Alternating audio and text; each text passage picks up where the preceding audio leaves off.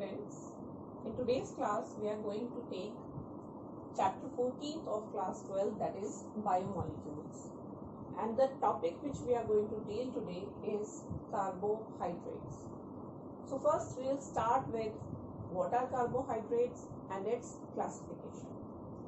So carbohydrates, they are basically defined as optically active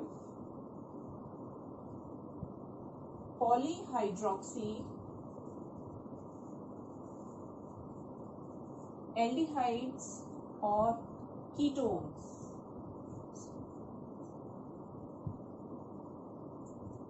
or those compounds which on hydrolysis produces such units. Optically active. Optically active means those compounds which can rotate plane polarized light.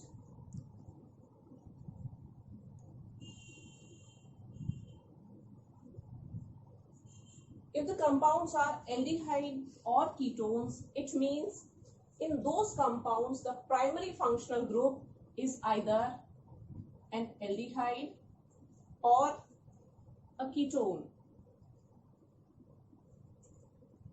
And polyhydroxy means those compounds are having a number of OH groups as their secondary functional groups. Now these class of compounds which are known as carbohydrates are also known as saccharides, which basically means sugar. Now coming to the classification of carbohydrates. Depending upon the number of units they produce on hydrolysis, carbohydrates are basically divided into three categories. The first category is monosaccharides. Monosaccharides are those carbohydrates which on hydrolysis does not break down into any simpler unit. So when they are hydrolyzed, they do not break into simpler units. The example of this category is glucose and fructose, and many more examples are there. Now the second category of carbohydrates is known as oligosaccharides. These classes of carbohydrates upon hydrolysis produces 2 to 10 simpler monosaccharide units.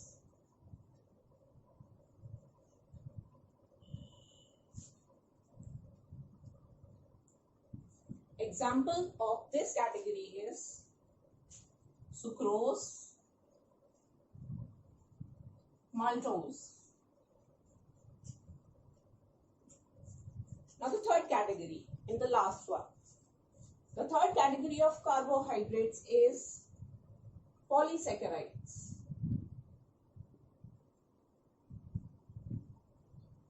This class of carbohydrates upon hydrolysis produce large number of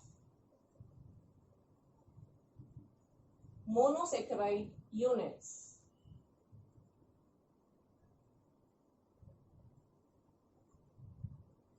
Example, starch and cellulose.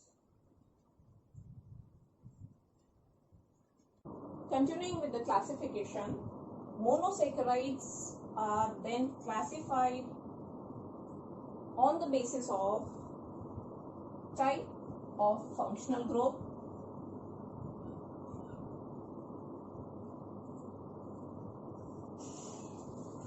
and the number of carbon atoms present in it.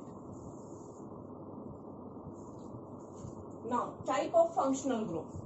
It gives the prefix to the nomenclature of this carbohydrate, and the number of carbon atoms gives the suffix to the nomenclature of these carbohydrates. Now, type of functional group. We are having two options, either aldehyde or ketone. So, if this monosaccharide contains an aldehyde as the main functional group, the prefix which we are going to use is aldo.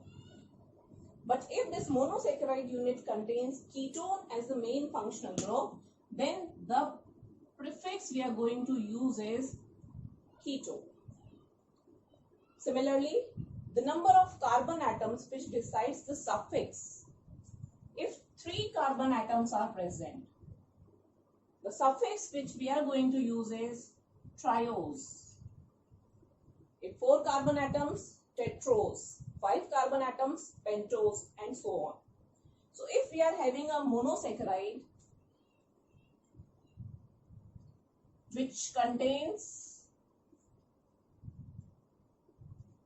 3 carbon atoms and an aldehyde as the main functional group, then its name will be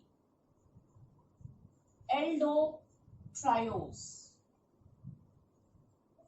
But if the monosaccharide having 3 carbon atoms but having ketone as the main functional group, then its name will be ketotriose. Similarly, if a monosaccharide contains 7 carbon atoms and having an aldehyde as a main functional group, then its name will be aldoheptose. So we can write the name of these monosaccharides based on the prefix and suffix we are getting from the type of functional group and the number of carbon atoms.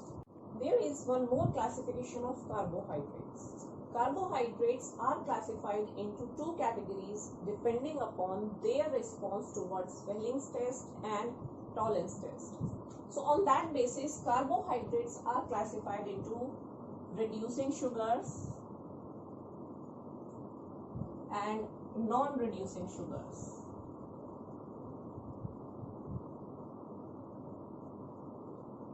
Reducing sugars are those carbohydrates which reduces Swelling's solution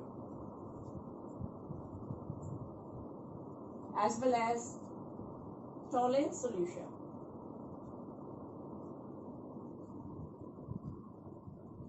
It means they will give a positive test with Swelling's test and Tollens test. In case of Swelling's test, we will get a reddish brown colored PPT. Whereas in case of Tollens test, for this category, we will get a silver mirror. The example of this category is maltose and lactose. Coming to the other category, non-reducing sugars. These are those carbohydrates which do not reduce Swelling solution as well as Tollens solution. That is, they will give a negative test of Swelling solution and Tollens solution.